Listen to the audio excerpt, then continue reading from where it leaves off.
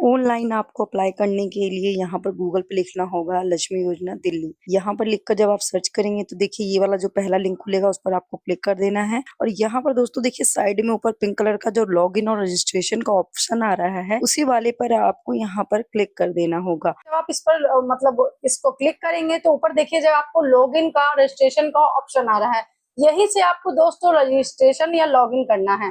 यहाँ पर आपको देखिए दोस्तों अपना आधार नंबर डालना है, जिसके भी नाम से आप ये भर रहे हैं उसका आधार नंबर यहाँ पर दीजिएगा। नीचे आपको दोस्तों उनका जैसा नाम होगा आधार कार्ड के ऊपर वैसा ही दे देना होगा। फिर नीचे उनकी जेंडर बताना है, यानी कि वो महिला के लिए है तो फीमेल भर दीजिएगा और उनकी डेट ऑफ बर्थ जो होगी वो यहाँ पर डाल दीजिएगा। फिर नीचे जो आपको ये कैप्चा दिखाई दे रहा है वो कैप्चा यहाँ पर आपको भर देना है और कंटिन्यू का जो ऑप्शन दिखाई दे रहा है उस कंटिन्यू के ऑप्शन पे आपको क्लिक कर देना होगा। उसके बाद यहाँ पर जब आप देखेंगे तो जिसके नाम से आपने भरा था उसकी डिटेल दिख जाएगी, उसको कुछ छेड़ना नहीं है आपको। यहाँ पर कम्युनिकेशन डिटेल जो आ रही है यहाँ पर उन महिला की ईमेल आईडी अगर है आपके पास तो यहाँ पर आप डाल सकते हैं। और फिर नीचे जो मोबाइल नंबर का ऑप्शन है और जो रजिस्टर्ड नंबर होगा ना मोबाइल नंबर आधार से वही नंबर आपको यहाँ पर देना होगा। फिर गेट ओटीपी का ऑप्शन जो आ रहा है उस गेट ओटीपी आप क्लिक कर दीजिएगा तो एक ओटीपी जाएगा। उसके बाद यहाँ पर एंटर ओटीपी जो आपके मोबाइल फोन पर गया होगा वेरीफाई करना है आपको, उस ओटीपी को यहाँ पर आपको डाल देना होगा। जब आप डालेंगे तो वेरीफाई कर इस तरह से टिक आ जाएगा ग्रीन कलर का। फिर नीचे जो आपको कैप्चा दिखाई दे रहा है ना, इस कैप्चा को type here the security code जो आ रहा है यहाँ पर आपको डाल देना है। उसके बाद आप यहाँ पर देखेंगे जो टिक का ऑप्शन आ रहा है ना आई द अंडरस्टैंड, वहाँ फिर नीचे रजिस्टर्ड नाउ का ऑप्शन आ रहा है उस पर आपको क्लिक कर देना है, यानी कि आप अब यहाँ पर रजिस्टर्ड हो चुके हैं। अब यहाँ पर देखिए दोस्तों कुछ इस तरह से आपको कुछ देखने के लिए मिल रहा है। तो यहाँ पर देखिए click here to log in. दोस्तों आपके ना फोन पर एक पासवर्ड चला गया होगा, पासवर्ड आपको यहाँ पर जो है ना क्लिक टू लॉगिन कर आपको अपना पासवर्ड जो है चेंज करना है। उसके बाद आपको दोस्तों कुछ इस तरह के लिए देखने के लिए मिलेगा और यहाँ पर रजिस्ट्रेशन आईडी आपको लिखना है जो आपने वहां से नोट डाउन किया था। और यहाँ पर जो आपका पासपोर्ट जो आया है ना मोबाइल फोन पर उस पासपोर्ट को यहाँ पर डालना है। उसके बाद जो आपको ये कैप्चा दिखाई दे रहा है उस कैप्चा को यहाँ भर देना है और साइन इन का जो ऑप्शन आ रहा है उस साइन इन पर आपको क्लिक कर देना है। इतना करने के बाद आपको कुछ इस तरह से चेंज पासवर्ड कर कुछ आ जाएगा यहाँ पर। तो यहाँ पर जो अभी आपके फोन पर आया था वो पासवर्ड डाल देना है। नीचे आप जो नया पासवर्ड रखना चाहते हैं वो डाल दीजिएगा और कंफर्म कर दीजिएगा एक बार दोबारा से जो आपने नया पासवर्ड रखा है। और चेंज पासवर्ड का जो ऑप्शन आ रहा है उसी के ऊपर क्लिक कर दीजिएगा तो आपका पासवर्ड जो है अब चेंज हो जाएगा। और यहाँ पर देखिए दोस्तों जिसके भी नाम से आपने फॉर्म भरा था ना उसकी पूरी डिटेल यहाँ पर आपको देखने के लिए मिल जाएगी। आपको नीचे स्क्रॉल डाउन कर जाना है और यहाँ अप्लाई नाउ का जो ऑप्शन आ रहा है ना उस अप्लाई नाउ पर ही आपको क्लिक करना है। अब यहाँ पर आपको एक-एक कर ना ये जो यस या नो पर है जो ऑप्शन है उस पर आपको क्लिक करते जाना है। यहाँ पर पहला आप देखेंगे तो इसमें पूछ रहा है क्या आपके पति का या आपके माता-पिता हैं जो 10 साल से दिल्ली में रह रहे हैं? अगर रह रहे हैं तो हाँ पर क्लिक कीजिएगा, नहीं रह रहे हैं तो ना पर क्लिक कीजिएगा। दूसरा वाला यहाँ पर देख लीजिएगा क्या आपकी वार्षिक आय जो है परिवार की वो 2.5 लाख से अधिक है? अगर अधिक है तो हाँ पर क्लिक कीजिएगा, अगर नहीं है तो ना पर क्लिक कीजिएगा। तीसरा यहाँ पर देखिए आपको लास्ट 12 महीने का जो वार्षिक बिजली खपत है 2400 यूनिट से अगर अधिक है तो आपको हाँ पर क्लिक करना है, अगर नहीं है तो आपको नहीं पे क्लिक करना है। ठीक है। अब यहाँ पे चौथा ऑप्शन जो यहाँ पर आपको आ रहा है, लेकिन मैं आपको एक चीज और बता दूं कि आपको जो 2400 यूनिट है उससे अधिक आपको नहीं क्लिक करना होगा, नहीं तो आपको ये फायदा देखने के लिए नहीं मिलेगा। तो आप अपने कंडीशन के अनुसार देख लीजिएगा।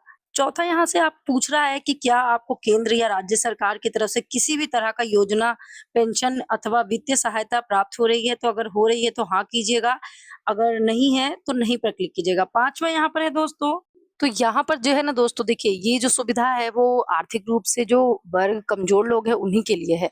तो आप मेरे हिसाब से सही इन्फॉर्मेशन दीजिएगा और सब पर नहीं नहीं कीजिएगा, तभी आपको ये सारा फायदा देखने के लिए मिलेगा। पांचवे में देखिए आपसे पूछा जा रहा है कि क्या आप या आपके परिवार का कोई ऐसा सदस्य है जो राज्य सरकार के किसी भी तरह के सरकारी बोर्ड से या किसी भी तरह का सरकारी जॉब था और वो रिटायर प्राप्त कर रहा है, यानी कि उसको रिटायरमेंट दी जा रही है, तब आपको हाँ पर क्लिक करना है। यहाँ पर मैं आपको बता दूं कि अगर ऐसा कोई आपके घर में सदस्य होगा जो सरकारी कर्मचारी रहा होगा तो ये सुविधा आपको नहीं मिलेगी। छठा वाला यहाँ आपसे पूछ रहा है कि आपके या आपके परिवार के किसी सदस्य के नाम पर 4 पहिया गाड़ी है, यानी कि आपके या आपके परिवार में किसी के भी नाम पर 4 व्हीलर है, तब आपको हाँ या ना पे क्लिक करना है। क्या आपके 3 से अधिक बच्चे, अगर आप मैरिड हैं तो हाँ पर क्लिक कर दीजिएगा, अगर आप अनमैरिड हैं तो ना पर क्लिक कर दीजिएगा।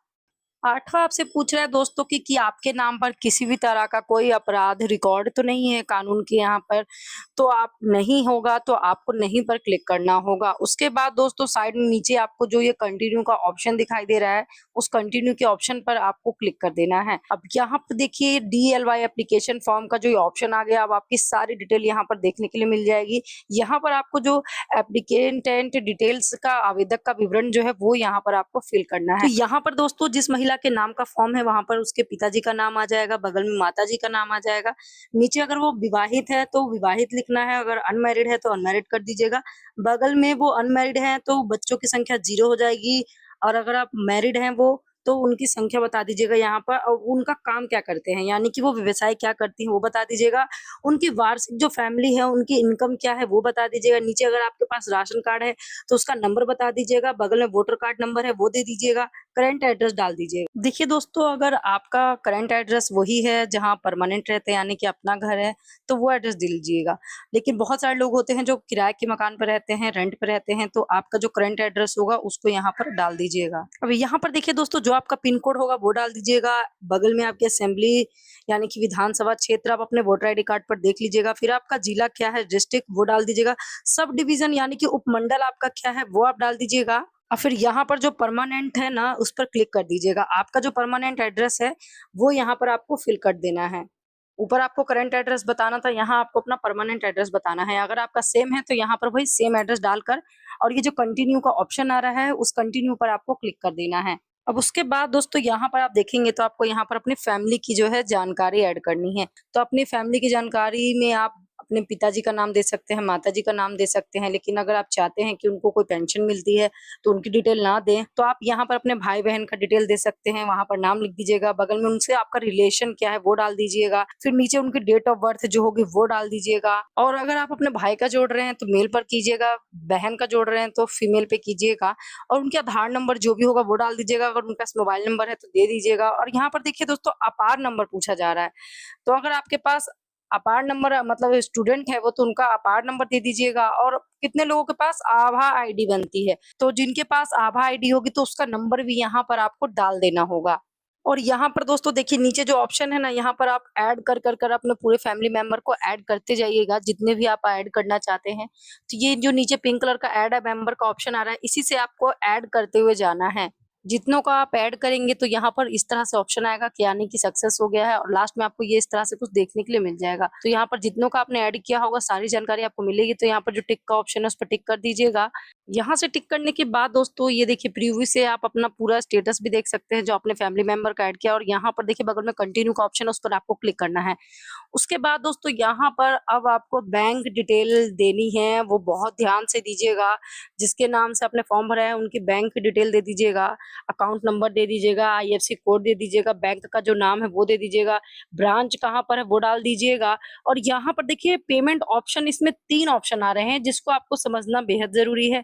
पहला ऑप्शन है एन अमाउंट, मतलब जो आपको 2500 रुपए की राशि दी जाएगी उसको आप RD या FD के अंदर फिक्स करना चाहते हैं तो वो क्लिक कर लीजिएगा। अगर आप दूसरा वाला ऑप्शन चूज करते हैं कि आप 1500 रुपए ही जमा करना चाहते हैं, 1000 रुपए जो है, और 1000 रुपए की जो राशि है वो आप अपने CBDC वॉलेट के अंदर डालना चाहते हैं। अब ये CBDC वॉलेट क्या होता है उसको समझ लीजिए। इसके अंतर्गत मतलब आप ये जो पैसे होंगे उसका इस्तेमाल आप अपने शॉपिंग करने में, घर के राशन लेने में, किसी भी तरह की खरीदारी करने में कर सकते हैं। लेकिन किस चीजों की खरीदारी आप यहाँ नहीं कर सकते हैं, यहाँ पर साफ चेतावनी दी हुई है। किसी भी तरह का नशीला पदार्थ, तम्बाकू, या उस पैसे को आप लॉटरी में या जो सट्टेबाजी में लोग पैसे लगाते हैं, इस तरह की चीजें आप उस पैसे का इस्तेमाल नहीं कर सकते। यानी कि सरकार जिस जिस चीजों पे प्रतिबंध लगाती है उस तरह की चीजों को आप यहाँ पर नहीं कर सकते हैं। तो आप अपने अनुसार जो आपको टिक ठीक लगे आप टिक कर लीजिएगा। और नीचे देखिए बैंक डिटेल का जो करेक्ट है, यानी कि मेरा सब कुछ सही है, तो यहाँ पर जो बैंक के आगे छोटा सा डब्बा आ रहा है उसके अंदर मैं टिक लगा दूंगी। और साइड में आप देखिए पिंक कलर का जो कंटिन्यू का ऑप्शन आ रहा है उस पर क्लिक कर देंगे। उस पर क्लिक करने के बाद जब आप देखेंगे तो ये कुछ इस तरह से इंटरफेस आपको देखने के लिए मिल गया है। अब यहाँ पर आपको है ना कुछ अपनी चीजें जो है अपलोड करनी है, और यहाँ पर आपको फाइल की साइज भी देखने के लिए मिल जाएगी। तो जिसके आगे जितने केवी लिखी हुई है ना उतना ही केवी का आपको यहाँ पर फाइल जो है अपना मतलब डॉक्यूमेंट्स जो है अपलोड करना है। अगर आप अपलोड नहीं वैसा करेंगे तो आपका अपलोड नहीं लेगा और आपका जो फॉर्म है दिक्कत करेगा फिर। तो नीचे देखिए दोस्तों यहाँ पे साफ-साफ लिखा हुआ है कि आपको जो डॉक्यूमेंट्स अपलोड करना है वो 500 केबी का होना चाहिए और जो फ़ोटोग्राफ और सिग्नेचर आपको अपलोड करना है वो आपको 200 केबी का होना चाहिए। तो इतने ही में ही आपको करना होगा, तभी आपका जो है फाइल अपलोड लेगा। तो यहाँ से हम एक-एक कर ऑप्शन पे क्लिक करेंगे और यहाँ पर आपका फाइल खुल जाएगा और वहाँ से फ़ोटो अपलोड करते जाएँगे। अब यहाँ पर दोस्तों हमारा सब कुछ हो चुका है तो सेव कर देंगे और यहाँ पर सक्सेसफुली डॉक्यूमेंट्स का जो ऑप्शन आ रहा है उस पर क्लिक कर देंगे और यहाँ पर हमारा सब कुछ जो है ओके हो चुका है। यानी कि हमने सिग्नेचर भी अपलोड कर दिया, फ़ोटो भी अपलोड कर दिया। अब ये साइड में जो कंटिन्यू का ऑप्शन है उस पर भी हम बढ़ सकते हैं, नहीं तो आप रिव्यू पे भी जाकर अपना पूरा डिटेल चेक कर सकते हैं। अब यहाँ पर देखिए जिसके नाम से हमने फॉर्म भरा है उसकी पूरी डिटेल यहाँ पर देखने के लिए आ गई, परिवार की भी डिटेल आ गई, उनका बैंक का डिटेल भी आ गया, मतलब जितनी टोटल जानकारी है सारी कुछ आपको यहाँ पर देखने के लिए मिल जाएगी। अब यहाँ पर देखिए दोस्तों जो रिस्पॉन्सिबिलिटीज़ ऑफ द एप्लीकेटर, ये जो ऑप्शन आ रहा है ना आवेदक की जिम्मेदारियां, उस पर आपको सारे जो ये आ रहे हैं डब्बे, इस पर सब पर आपको टिक टिक का निशान लगाते जाना है। यानी कि कुछ टर्म एंड कंडीशंस है वो सारे आपको यहाँ पर टिक का निशान जितने भी दिखाई दे रहे हैं सब पर आपको टिक का निशान लगा लेकर आगे बढ़ जाना है और कंटिन्यू जो आ रहा है ना उस पर आपको क्लिक कर देना है। जब आप इस पर क्लिक कर देंगे तो ये इस तरह से फाइनल सबमिशन यानी कि अंतिम आपको सबमिशन देखना है और ये जो यस और सबमिट आ रहा है, यस वाले पर आपको ग्रीन कलर का जो आ रहा है उसके ऊपर आपको यहाँ पर क्लिक कर देना होगा। अब यहाँ पर आप देखिएगा तो इस तरह से आपको देखने के लिए मिलेगा आवेदक का संख्या क्या है, उसका नाम क्या है, एड्रेस क्या है। जब आप नीचे जाइएगा तो यहाँ देखिएगा डाउनलोड समर्थन पत्र, यानी कि आपको एक एमएलए के द्वारा जो सिग्नेचर करवाने हैं वो एक पत्र डाउनलोड करना है। जब आप इस पर क्लिक कीजिएगा तो ये पत्र जो है अब डाउनलोड होकर आपको देखने के लिए कुछ इस तरह से मिल जाएगा। तो जिसके नाम से आपने भरा है उसकी नाम आ जाएगी, फोटो आ जाएगी, स्कैन आ जाएगा। तो यहाँ नीचे आपको ना एमएलए का साइन करवा देना होगा। बस आपका काम खत्म हो गया है दोस्तों, ये फाइनल आपका भर चुका है।